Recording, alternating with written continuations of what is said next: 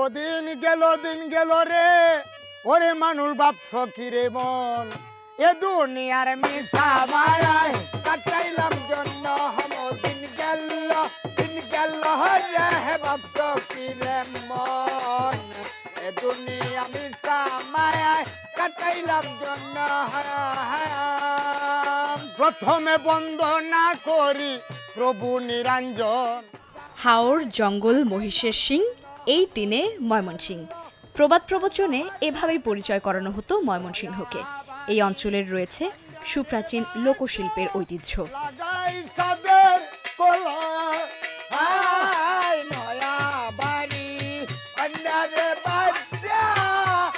ব্রহ্মপুত্র নদীর কোল ঘেঁষে বেড়ে ওঠা ময়মনসিংহ অঞ্চলের স্থাপনায় দেখা যায় প্রাচীন নির্মাণ শৈলীর ছোঁয়া। এখানে জন্মেছিলেন শিল্পাচার্য জয়নুল আবেদিন। এখানে সৃষ্টি হয়েছিল ময়মনসিংহ গীতিকা।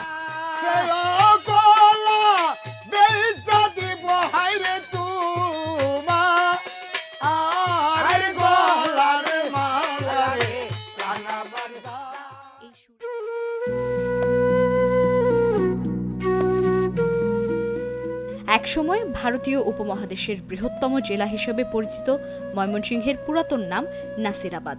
ঐতিহ্যবাহী ময়মনসিংহের গল্প আজকের ভোট বৃত্তান্তে।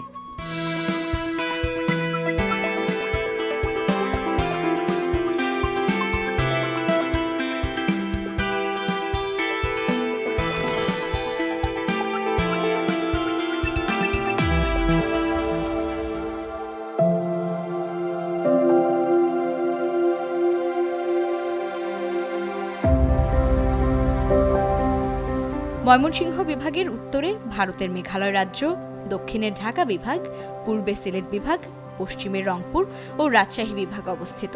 ময়মনসিংহ বিভাগ বাংলাদেশের ৮ম প্রশাসনিক বিভাগ।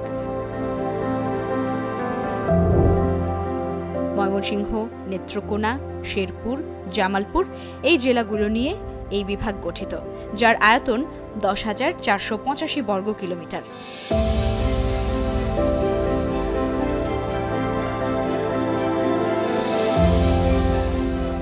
ঐতিহ্যের শহর ময়মনসিংহ জেলায় রয়েছে ১১টি আসন। নকশি কাঁথার জন্য বিখ্যাত জামালপুরে রয়েছে ৫টি আসন। কৃষি জেলা শেরপুরে সংসদীয় আসন ৩টি, আর প্রকৃতির সৌন্দর্যে ভরপুর জেলা নেত্রকোনায় 5টি আসন নিয়ে গঠিত।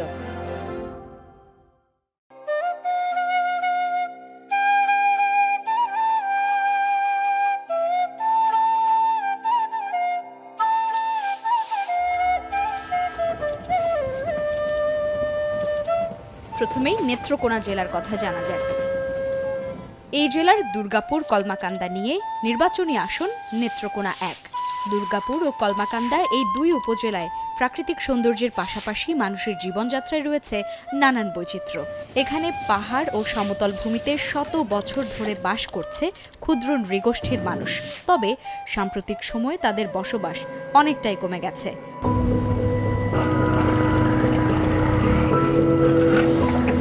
কর্মসংস্থান সৃষ্টি না হওয়া, বহিরাগতদের পাহাড় দখল, নাগরিক অধিকার এবং সেবার ক্ষেত্রে বৈষম্যের শিকার ইত্যাদির কারণে সীমান্তবর্তী এলাকায় ক্ষুদ্র নৃগোষ্ঠীর মানুষ বসবাস কমিয়ে দিয়েছে।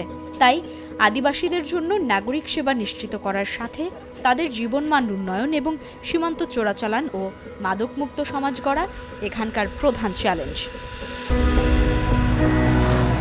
আটপাড়া ও কেন্দুয়া নিয়ে নেত্রকোনা তীর। এখানকার মানুষের অসহিষ্ণুতার ইতিহাস রয়েছে।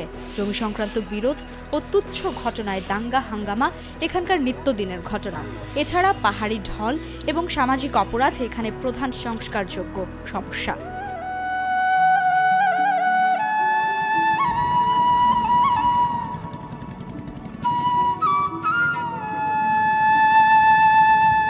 অন্যদিকে মোহনগঞ্জ ও খালিয়াজুড়ি উপজেলার হাওড় ভিত্তিক অঞ্চল নিয়ে নেত্রকোনা ৪ আসন। এখানকার মানুষের অর্থনৈতিক প্রভাব বিস্তার করে হাওড় ভিত্তিক, কৃষিভিত্তিক, কৃষি, চালকল, মাছভিত্তিক পেশা এবং জীবিকা।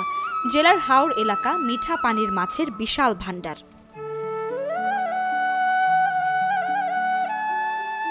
হাওড় বেষ্টিত মোহনগঞ্জ ও খালিয়াজুড়ি উপজেলার মানুষের প্রধান সমস্যা হল ভৌগোলিক অবস্থানের কারণে সৃষ্ট ভঙ্গুর যোগাযোগ ব্যবস্থা, বর্ষায় জলাবদ্ধতা, শুকনো মৌসুমে পানির অভাব এবং বড় ফসলের উপর একক নির্ভরশীলতা, জলমহাল দখল, অকাল বন্যা এই অঞ্চলের মানুষের জীবনকে দুর্বিষহ করে তোলে। তবে হেভিওয়েট প্রার্থীদের উপস্থিতি এখানকার মানুষকে আশাবাদী করতে পারে।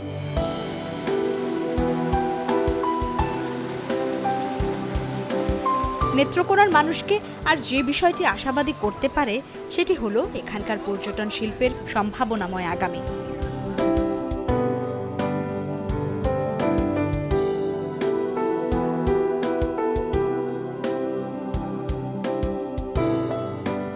বিরিশিরির বিজয়পুরে আকর্ষণীয় চীনামাটির পাহাড় ও নীল পানির হ্রদ রয়েছে, সাথে রয়েছে বাংলাদেশ ও ভারতের মাঝে নীরবে বয়ে চলা দারুণ চঞ্চলা নদী সোমেশ্বরী।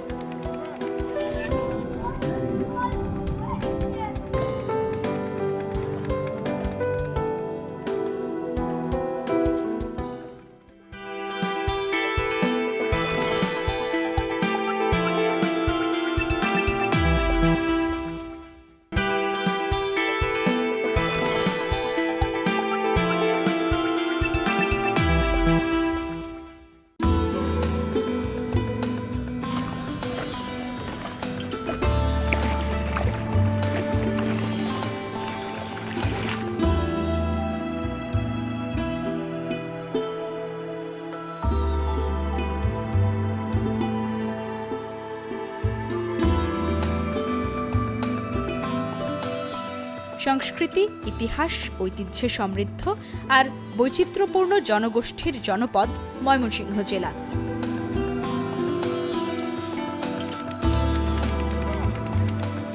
আদি ব্রহ্মপুত্র পাড়ের এই জেলা ধান ও মাছের জন্য বিখ্যাত। এই জেলার মোট সংসদীয় আসনের সংখ্যা 11টি।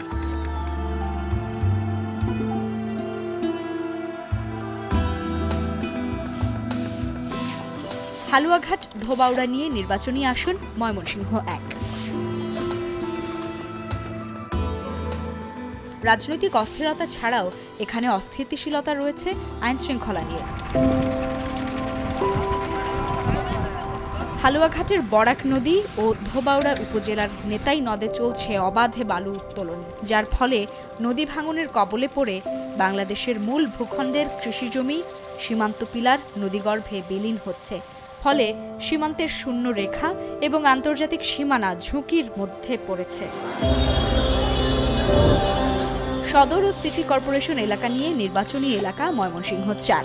জেলার প্রধান বাণিজ্যিক কেন্দ্র, পাইকারি বাজার, শিক্ষা প্রতিষ্ঠান, হাসপাতাল সহ বেশিরভাগ বাণিজ্যিক প্রতিষ্ঠান এখানে। অপরিকল্পিত নগরায়ন, যানজট, অপর্যাপ্ত বর্জ্য ব্যবস্থাপনা এবং স্বাস্থ্যসেবার সীমাবদ্ধতা অন্যতম।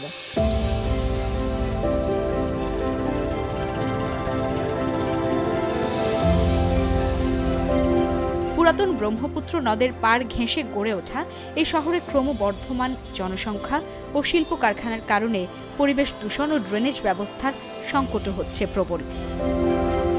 আবার এই অঞ্চলের অধিকাংশ ইউনিয়ন চরাঞ্চল হওয়ায় মানুষের মাঝে বিদেশমুখিতাও বেশি।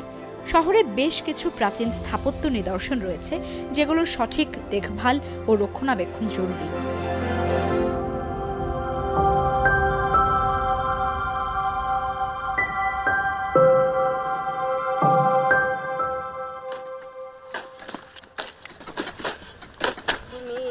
জানো না গো প্রিয়ে, তুমি মোর জীবনের সাধনা। আষ্ট আঙ্গুল ডাবানো হল বুড়ি ক্ষত বুর জঙ্গল, মুখের কথা মুখে কেন বলো না। কৃষি ও প্রাণী সম্পদ নির্ভর ফুলবাড়িয়া উপজেলা আছে ময়মনসিংহ 6 আসনে। ব্যবসায়িক অঞ্চল হিসেবে পরিচিত উপজেলা, হলুদের ব্যবসার জন্য খ্যাত।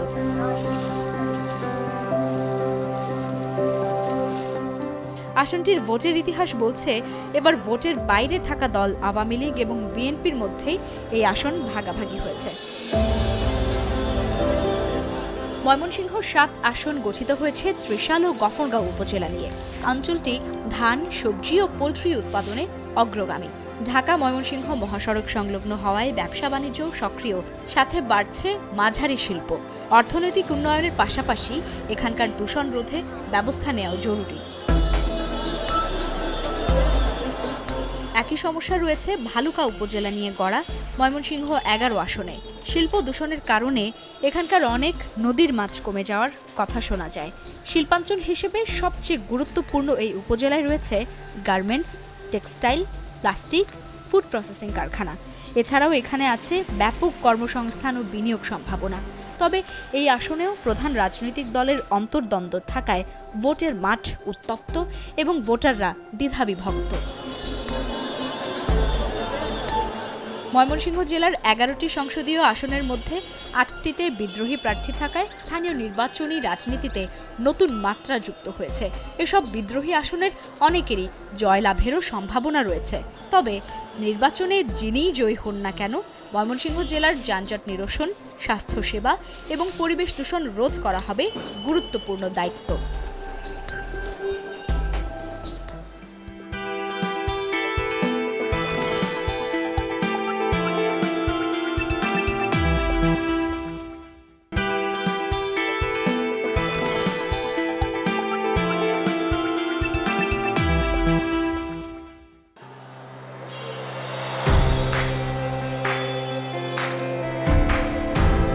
পাঁচটি সংসদীয় আসনে জেলা জামালপুর। বিশ্বজুড়ে সমাদৃত জামালপুরের নারীদের তৈরি সূচিকর্ম করা কাঁথা।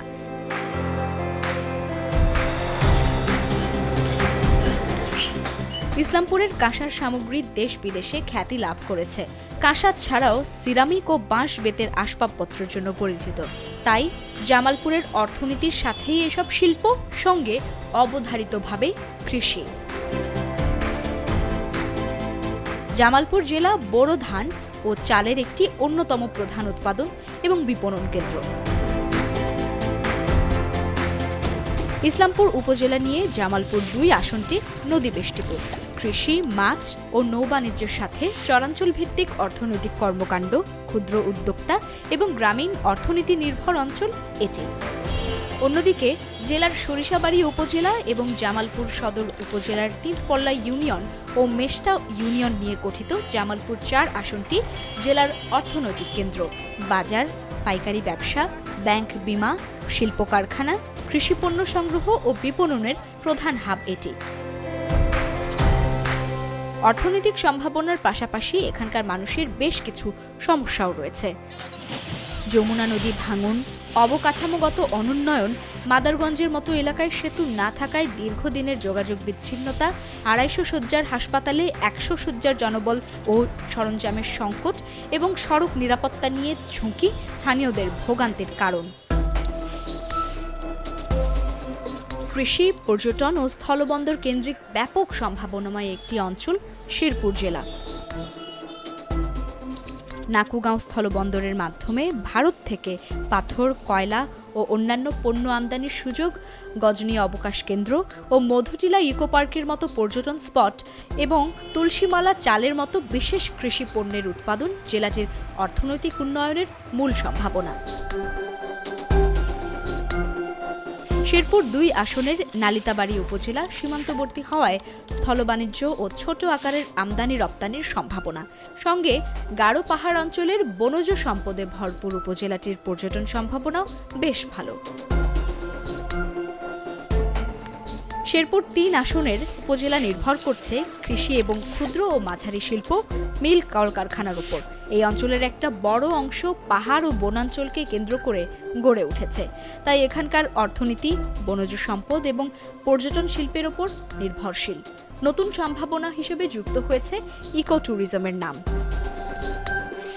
সম্ভাবনার পাশাপাশি সুপেয় পানির অভাব, বেকারত্ব, আধুনিক শিক্ষার অভাব এবং সীমান্তবর্তী এলাকা হওয়ায় মাঝে মাঝে নিরাপত্তা সংক্রান্ত সমস্যার সমাধানের দিকে নজর দেওয়া উচিত আগামীর জনপ্রতিনিধির।